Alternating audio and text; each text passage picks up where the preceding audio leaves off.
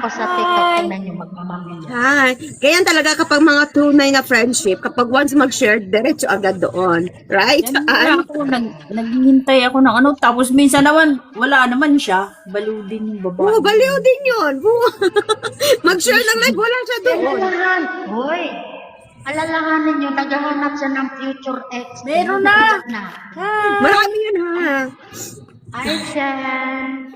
How are you, daughter, in TikTok and from another father? Hey, from another father. Follow kita, follow kita. Sino yung Oh, father thank mo? you. Kasi yung paggawa sa'yo, nakapikit ako eh. Habang kumakain ako ng ng saging. Saging saan? Dalawa, sa baba at sa taas.